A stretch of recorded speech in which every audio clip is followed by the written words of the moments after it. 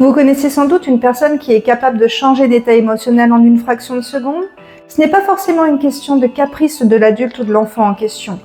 Le manque de régulation des émotions peut avoir plusieurs origines et parmi celles-là, je vais vous proposer d'explorer et tester 3 pistes possibles et ce que vous pouvez faire pour améliorer la situation. Bienvenue sur la chaîne Réflexe Ostéo. Je vous partage des astuces aussi bien sur les réflexes archaïques que sur l'ostéopathie. Donc n'hésitez pas à vous abonner pour ne rien rater. Quand on cherche à obtenir la stabilité émotionnelle, un point capital à évaluer, c'est la capacité d'ancrage des pieds au sol. Le travail du pied conditionne notre équilibre physique. Avec un bon ancrage physique, on favorise un bon ancrage émotionnel. Pour savoir si le pied est une origine potentielle, je vous propose de tester le réflexe d'agrippement plantaire.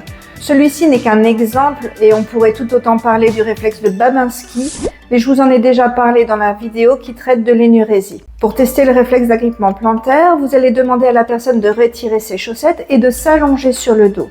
Vous prendrez un crayon et vous allez venir stimuler au niveau de la base des orteils. Si vous voyez un petit mouvement, un frémissement au niveau des orteils ou carrément une fermeture comme pour attraper le crayon, alors le réflexe n'est pas inhibé comme il aurait dû l'être. Il vous sera alors possible de le réentraîner afin d'améliorer la stabilité physique et donc émotionnelle. Je vous donnerai en fin de vidéo des exercices à faire en fonction des différents réflexes que vous pourrez être amené à retrouver. Pour être stable émotionnellement, il faut aussi pouvoir se sentir en sécurité. En effet, l'insécurité va rendre la personne ultra réactive aux stimulations extérieures. Et c'est d'ailleurs ce que peuvent provoquer les réflexes de Moro et de paralysie par la peur lorsqu'ils sont immatures. Vous pouvez retrouver ces réflexes dans ma vidéo concernant les troubles du sommeil. Parmi les autres réflexes intéressants à tester sur cette thématique d'insécurité, on pourra parler du réflexe tendineux de protection ou RTP. Lorsqu'il est mal ajusté, on aura tendance à ne pas vouloir avancer et à se retrouver campé sur nos positions sans capacité d'adaptation face à un changement de situation. Pour le tester, on va se placer derrière la personne et on va mettre nos paumes de main juste derrière le creux des genoux. Ensuite, on va lui demander de venir pousser dans nos mains. Si aucun mouvement n'est possible, c'est que les genoux sont déjà verrouillés au maximum et donc que le réflexe est trop actif. Dernier point à évaluer lorsqu'on parle d'instabilité émotionnelle, c'est la perception des limites, les nôtres comme celles des autres.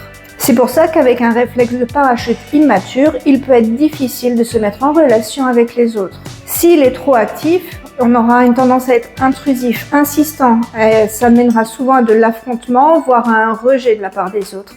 Par contre, s'il n'est pas assez actif, on sera effacé, sans capacité de faire respecter nos propres limites, nos propres besoins.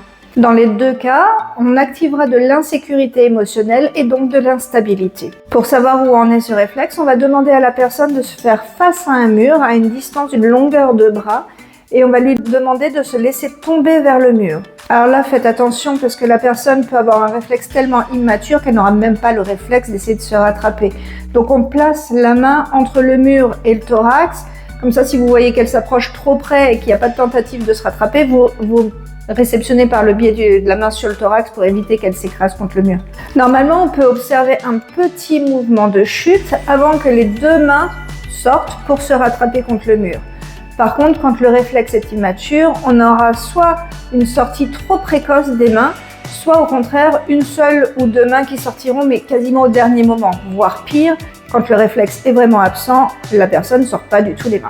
Maintenant, voyons ce que l'on peut faire si vous avez repéré un de ces réflexes. Pour l'agrippement plantaire, on va pouvoir attraper des objets au sol avec ses orteils, donc par exemple une paire de chaussettes, des petits objets comme ça faciles à attraper. On pourra également pratiquer ce petit massage afin de désensibiliser le pied. On va venir rentrer un petit peu les pouces dans la voûte plantaire. On étire.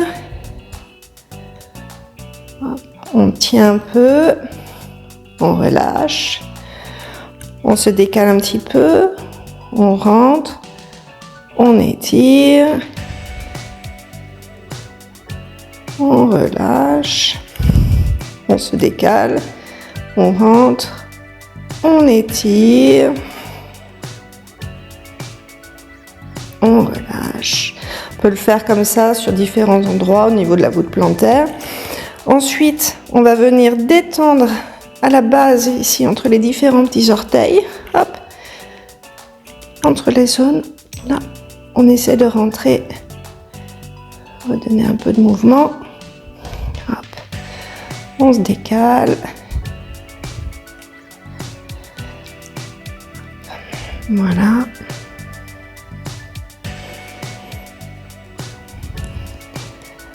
Hop. On fait tous les petits espaces. Voilà. Et ensuite, on peut venir étirer chaque petit orteil. Hop. Voilà.